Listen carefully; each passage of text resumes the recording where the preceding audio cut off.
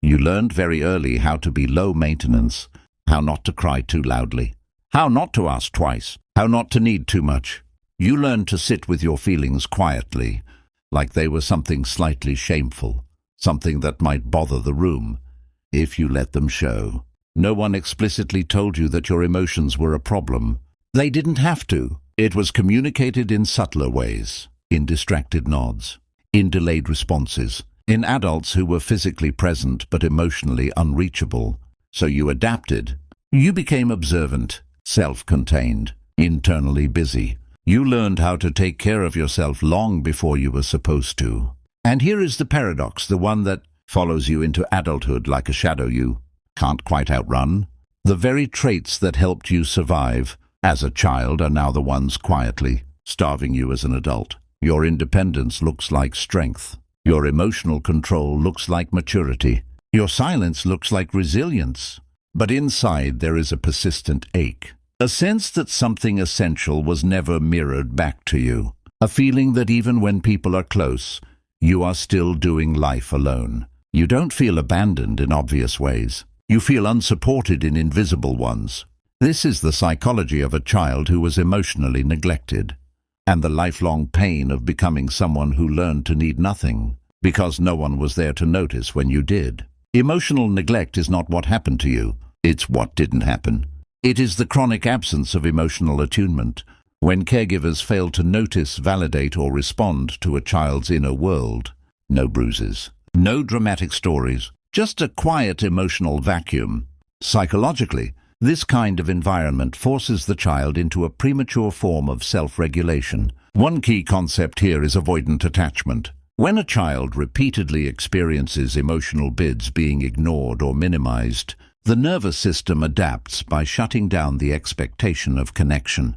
The child learns, depending on others leads to disappointment. I am safer on my own. This isn't a belief, it's a neural pattern. Another critical concept is emotional parentification. In emotionally neglectful homes, children often become their own emotional caregivers. They learn to self-soothe, self-interpret, self-contain. They become internally responsible for emotions that were meant to be co-regulated with an adult nervous system. Imagine a child trying to carry water with their bare hands. They learn to clench tightly, but everything still leaks through their fingers. Then there is hypervigilance. Because emotional safety was inconsistent, the child's brain remains in a low-level scanning mode. They become exceptionally good at reading moods, anticipating shifts, and minimizing their own needs to maintain stability. Neurologically, this rewires the default mode. Network, the brain system responsible for self-referential thought. Instead of resting, it loops, constantly monitoring, constantly adjusting. The result? An adult who appears calm, but rarely feels at ease. The deepest wound of emotional neglect is not sadness. It's grief without an object. There is no clear villain, no single moment to point to, just a lifelong sense of having missed something essential. Carl Jung once said, "The greatest burden a child must bear is the unlived life of the parents." But for the emotionally neglected child, the burden is even quieter. They carry their own unlived emotions.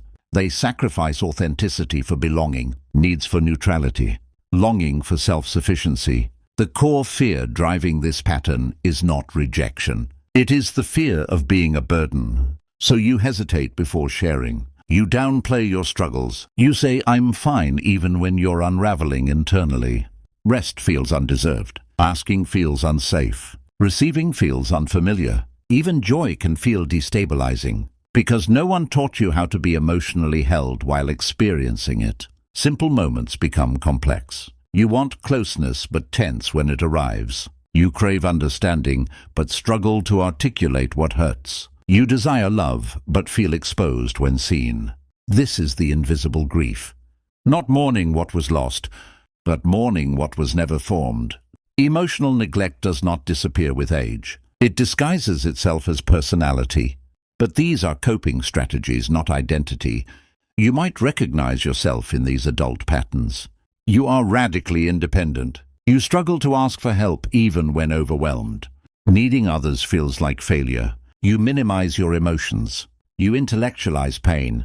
You explain instead of feel. You rationalize instead of grieve. You attract emotionally unavailable partners because emotional distance feels familiar. Consistency feels suspicious. You have weak boundaries but strong tolerance.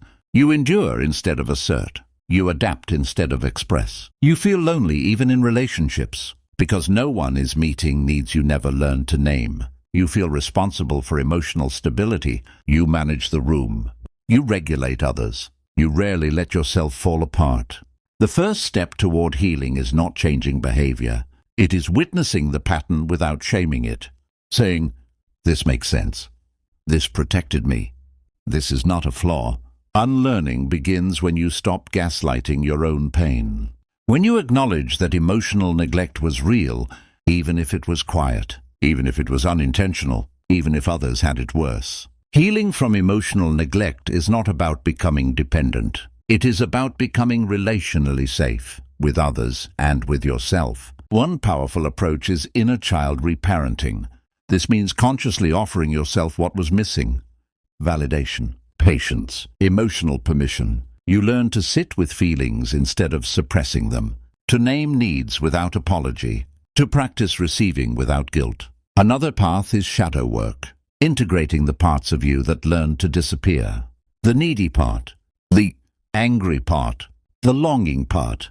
They are not weaknesses, they are signals. Healing also means choosing softness without self-betrayal, letting yourself rest before exhaustion, speak before resentment, ask before collapse. As the philosopher Søren Kierkegaard wrote, "The most painful state of being is remembering the future, particularly the one you'll never have." But healing changes that, because the future is no longer about fixing what's broken. It's about reclaiming what was postponed. You were never too much. You were simply unmet. And now the work is not to erase the past, but to finally become the presence you needed back then. If this spoke to you, share it with someone who learned to be strong too early. Subscribe if you're ready to trade survival for wholeness. Because you were never meant to do life alone.